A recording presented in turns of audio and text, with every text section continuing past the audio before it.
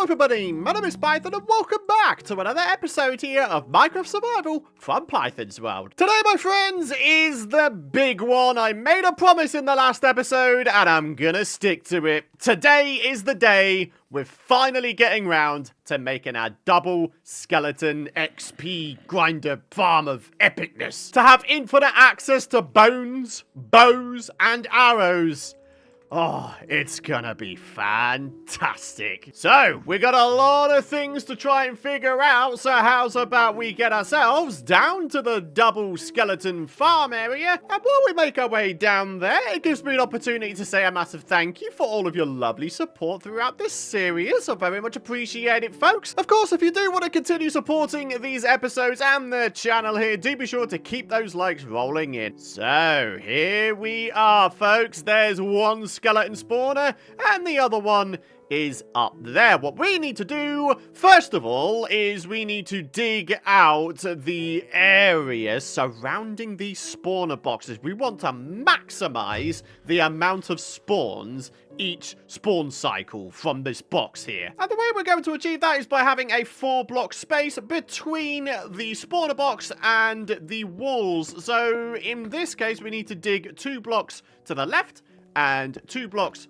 to the right. Then we dig 1 block back and 1 block forward. So yeah, there's going to be quite a lot of resources we get from doing this. Alright, so here we go, folks. We got ourselves a big old cobblestone roof here, and we've got ourselves a large amount of area surrounding the spawner box. Oh man, do I love having a little bit of mossy cobble in my life. It's a nice decorative block. Really? Of all the things to not have in my workstations bundle, a crafting table.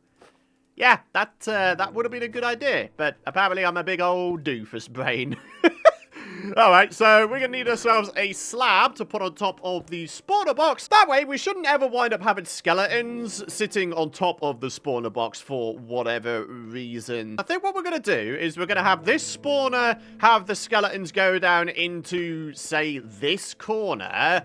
And then diagonally opposite, up there, we're going to have the skeletons go into, say, that corner over there. And then we'll have like an S-bend where the skeletons meet up in the middle and drop down into the eventual skeleton grinder room. So what that means for us is, in the case of this particular skeleton room, we need to have the water source start in this back corner and go down to this corner over here. So while we're doing this, in Minecraft news, we are now in pre-release phase for the upcoming Spring Drop update, which weirdly still doesn't have a proper name aside from Spring Drop. I dare say there'll be a name announcement for this Spring Drop soon, right? Quite what they're gonna call it, I've got absolutely no idea. But I can tell you this, I'm excited for you folks who don't play snapshots to get your hands on this update. It's quite a nice little update. It's just got a whole bunch of new nature-y things and new mob variants and such like that. It's a nice little update. So, here we are 3 blocks down from the spawner box. We're going to start the water source up here, and then we are going to dig down over here so the water source can extend eventually down into that corner. And here we are. We're going to have to go down yet another block so the water source can continue into this area here. This is where we're going to have ourselves a bubble elevator going up to that S-bend I was telling you about before. So yeah, that's this room dug out and the water source figured out. I think all we need to do now is to just, I don't know, get the walls in. So the walls have all been replaced and or added in. Now what we need to do is the exact same with the second spawner way up there. So, rinse and repeat the process. We've already got 3 blocks. We only need to dig out 1 block in all directions. And would you look at that? We got a perfect little water source right there for the water flow for this room. Yeah. All right, very good. So, let's get the walls replaced and or added in. Let's get the floor dug out and let's get the water flowing. And then we'll see if we can't figure out the center XP grinder skeleton room of epicness. Yeah, not bad, folks. About a stack and a half of mossy cobblestone has come out of these two skeleton dungeons. Nice. Oh, no way. Diamonds for your boy. Do you know what? That's absolutely perfect because as you can see, my pickaxe durability... Oh, it's getting low there, my friendos. Oh, no way. Don't tell me this is an 8 vein. 1, 2, 3. Well, there's the new pickaxe sorted out. Unfortunately, I don't have 30 levels, so I can't see if I can get myself a little bit of Fortune 3. And also, these diamonds are actually in the way. So I'm gonna have to mine them out. I guess there's worse issues to have, eh? I mean, yeah, it's 8 diamonds we didn't have before, so I'll take it. Alright, so here we are with the second skeleton room dug out, and I gotta be honest, I don't know how I'm going to work out where the exact center of the skeleton XP grinder room is gonna be. Maybe what we do is we use the skeleton drop chute as the centerpiece of our skeleton grinder room thingy. It means I'm gonna have to do quite a lot of numbers work. Once I get it figured out, I can expand the skeleton grinder room around the centerpiece, can't I? So, I need to take down the coordinates of this block here, and the second skeleton bubble column will be this block here. One other thing we need to try and figure out is whether we want all of the skeletons to drop to a one-shot when they're down in the kill chamber.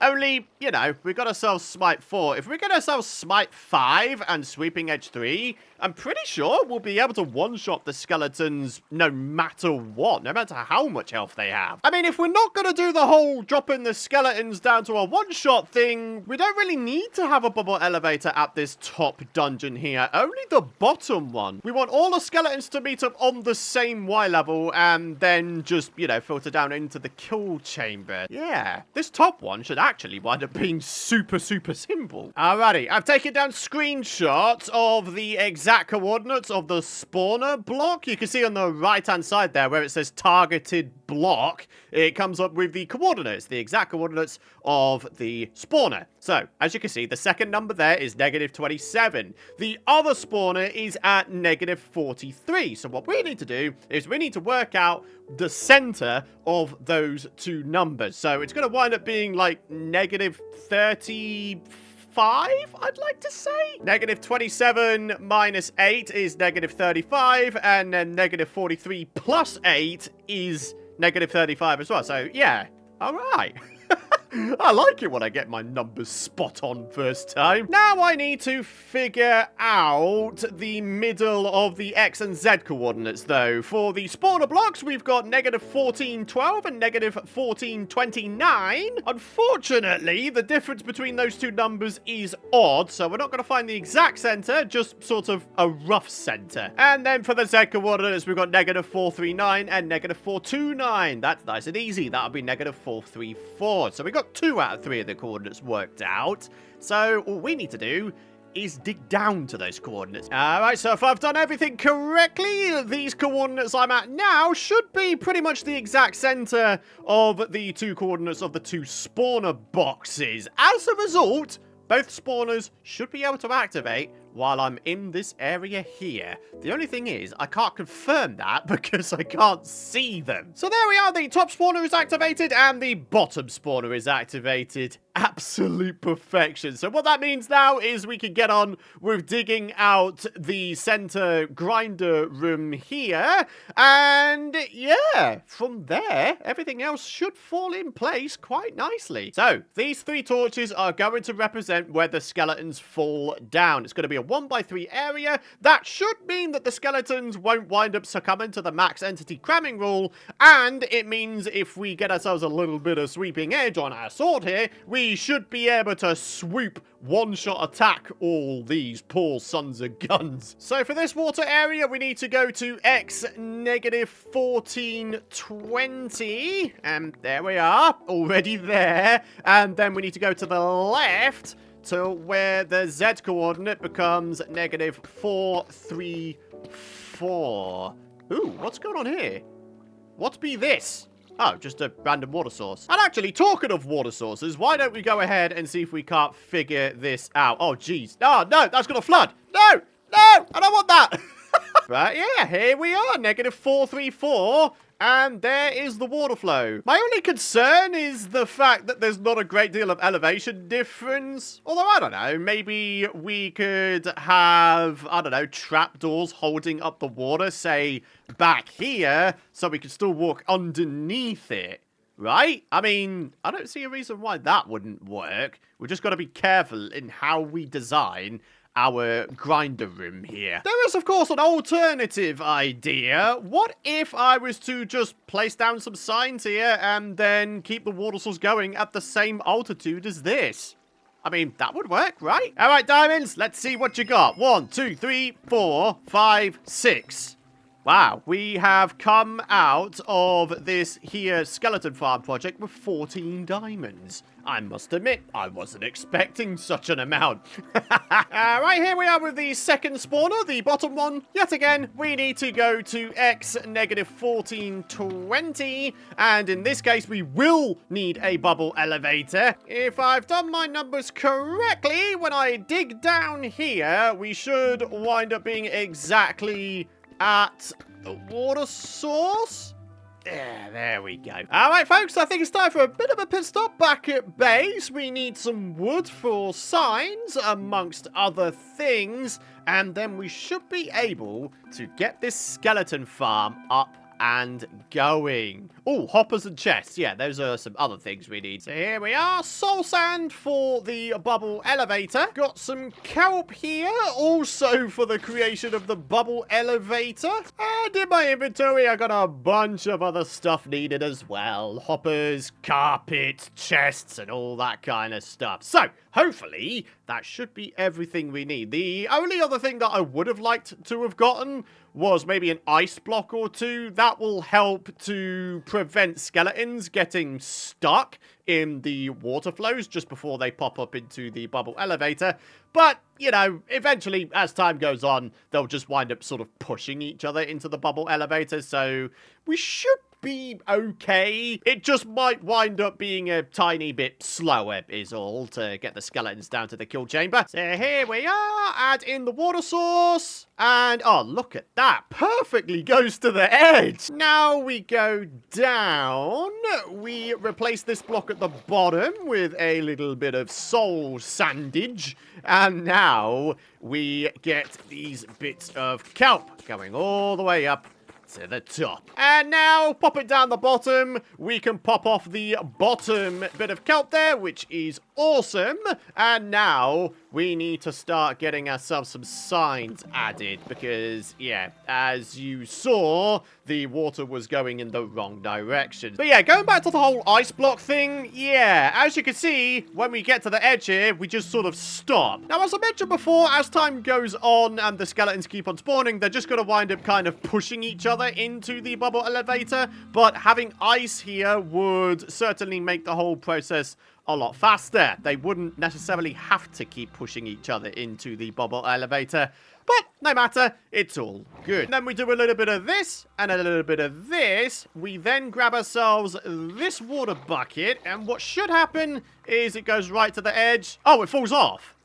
Okay, right. We could sort that pretty easily, though, just by adding one of those. And then this bit over here, this is going to be blocked off anyway, so there we are. So, down go the chests, and then the hoppers, and then the carpets, and now we can start decorating the edges of this here kill chamber. And indeed, we can start expanding out the room. Before we go too crazy with the decorations, I just want to finish off the kill chamber here, and then we're actually going to activate the spawners. So while we're working on this, we've got a bunch of skeletons that will wind up coming down into the chamber here. So, what do we need to do? I'm thinking we need slabs here. I'm thinking trapdoors underneath. Although, is that strictly necessary? there's no skeletons that are 1 block tall, so we could probably just keep this open and we'll be fine. With that said, though, will the skeletons be able to see me if I have this top half slab open? Or do we need to have the slabs like this instead, and then the skeletons won't be able to see us? I must admit, I can't remember. So, ladies and gentlemen, let's go ahead and let's get into some trouble, eh? So, let's do a little bit of this and a little bit of this. Thankfully, we have Smite4 on our sword, so even if skeletons do wind up spawning in while I'm in here, we should be able to quite easily take them out. All right, here we go. 1, 2, 3, and boom. There we are. There's the skeletons. All right, it's all repaired, though. We're all good. Oh, hey. We actually got it correct. It was the top half slabs we needed. So here we go. And yeah! Oh, don't need that in there. We've got arrows, we've got ourselves bones and bows. Yeah! Oh man, are we in the danger zone now? Woo! There we go. Skeletons! No! No, no, no, no, no, no, no. That's right, that's right. That's what I thought there, Sonny Jimbo. Can't take me out. Hey there, skeletons! How you doing? You're dead. Ha! Fantastic. So, yeah. That's it, my friends. We now have a double skeleton XP grinder farm of epicness set up, and I'm feeling pretty good about that. Now, the good news is I've set this up in such a way that the chests point in the direction of our base. So all I need to do is I need to dig in this direction, and eventually we should come back across our mineshaft area. I think what would be super cool, just for old time's sake, is to maybe have like a minecart rail from the double skeleton farm here to maybe some sort of central hub minecart station somewhere located in the settlement. I think that would be pretty awesome, right? How often do I work with minecart rails? So here I am digging out a little bit of a staircase, going back to the mineshaft area, and look at the amount of skeletons we have in here already. This is incredible. And you know what I was talking about before? Needing a little bit of sweeping edge? We really don't. I'm actually kind of staggered. I mean, don't get me wrong. Sweeping edge would definitely increase the efficiency of our, you know, slappage of the skeletons. But this Smite4 just by itself, oh man, is it doing the job. Now, you might have noticed that I'm not getting the XP orbs through the bottom here anymore. The reason why I've got the stairs here is so that all drops wind up in the hoppers. There were some occasions before where the drops were just sort of sitting on top of the chest, and obviously we don't want that.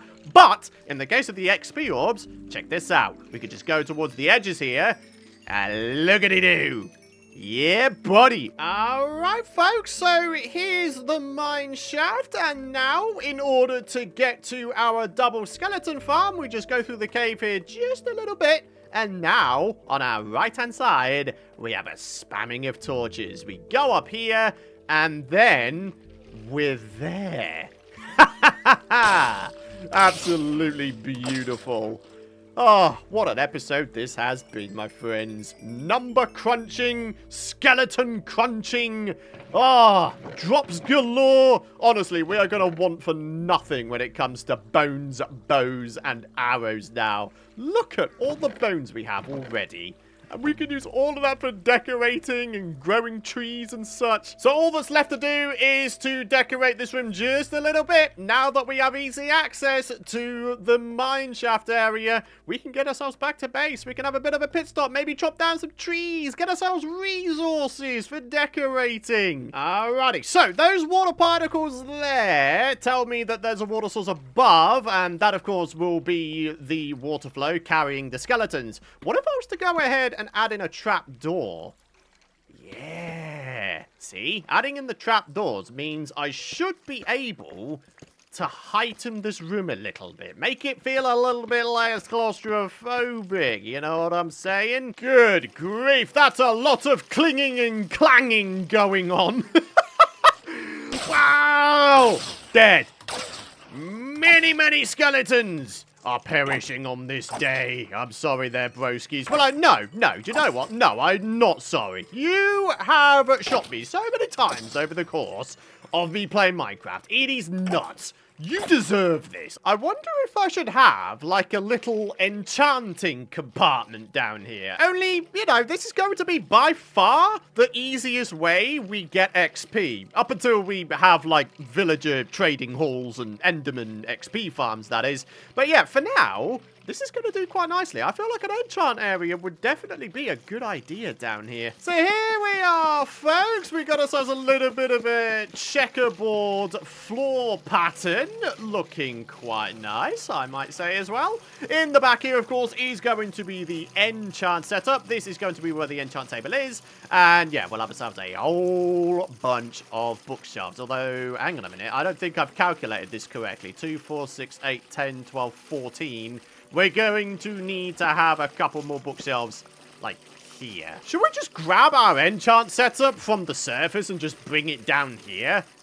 I mean, why not, right? As I mentioned before, this is going to be by far and away the easiest way to get a lot of XP. I mean, just look at all these folks. Ah, so much XP.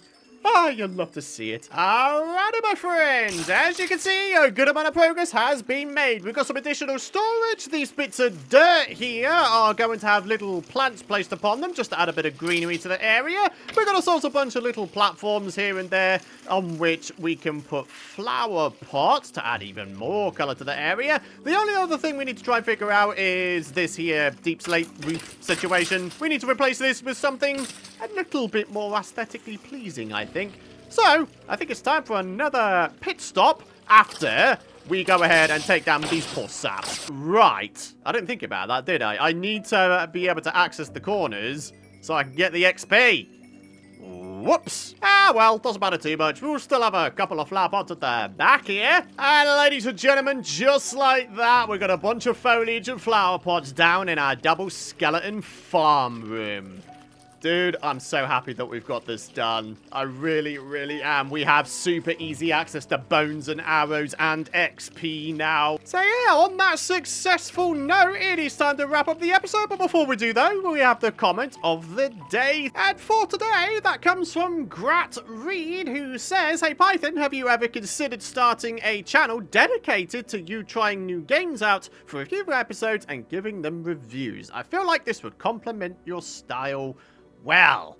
Well, interestingly, that's kind of what my Python Plays channel was supposed to be. It started off with Call of Duty content over there, and then Ark content moved over there from GB. But now that Ark content is back on the GB channel, it means that the Python Plays channel is completely inactive. Now, unfortunately, when it comes to Call of Duty, I no longer have a capture card for my PS5, which is the primary platform in which I play Call of Duty. And as much as, yes, I do have Call of Duty on PC, the only thing I really play on Call of Duty PC is zombies. I don't play multiplayer because there is a big hacker problem when it comes to PC Call of Duty multiplayer and Warzone. So yeah, when it does come to Call of Duty multiplayer, I typically play on PS5 with my friend Ed, and yeah, in order to capture PS5 content, I need a capture card. I'll be honest, I've no idea how I managed to lose a capture card, and the worst thing is it was a good one as well. It was one of the Elgato ones that you actually put in your PC, in one of your PCI slots on your motherboard. So, yeah. Kind of sucks, but well, it's just one of those things that you have to deal with, I guess. Maybe eventually I can grab myself another capture card. I've been looking at some here and there. Elgato ones are wildly expensive now, though. Like, it's actually kind of ridiculous. So I've been looking at other companies. There's one out there called Ava Media, or Ava Media. So, I don't know. I've got to do some more research into that side of things, because console gaming is something I genuinely enjoy doing in my spare time. I play things like Gran Turismo 7 in my spare time. I play Call of Duty multiplayer in my spare time. And yeah, I don't know. Maybe I could just record footage here and there and just chuck it up on the Python Plays channel. If the footage winds up being, in my opinion, YouTube worthy. Like, one of the things that me and my friend Ed do on Call of Duty is we just absolutely terrorize Modern Warfare 3 2023 lobbies by just throwing knifing everyone. It's so fun, and we enjoy doing it, and we feel like we could make, like, throwing knife montages. So maybe one day, when I get myself a capture card, maybe you'll start seeing some content over the Python Plays channel. But unfortunately, I can't promise anything anytime soon. I've got a pretty full roster at the time of me making this video. I've got this series, I've got Vintage Story, I've got a brand new Terraria series that's only just started up over on the GB channel. If you're interested in checking that out, there'll be a link on screen. And finally, of course, we've got Ark Survival Evolved. So yeah, plenty of stuff's going on at the moment. But in the future, if I get a capture card, who knows? You might see some other content as well. So yeah, hopefully that answers your question there, buddy. And a massive thank you to all of you folks for watching today's episode. I really do hope you've enjoyed it. Maybe you've learned a thing or two. If you have, I'd very much appreciate it if you'd consider dropping a like. 1,000 likes is the goal we go for on these episodes here. So if we could continue hitting that, that would be fantastic. Hit the subscribe button if you don't want to miss out on my future content. But for now, thanks for watching. Have a great rest of your day. And I'll see you folks in the next episode. Bye-bye!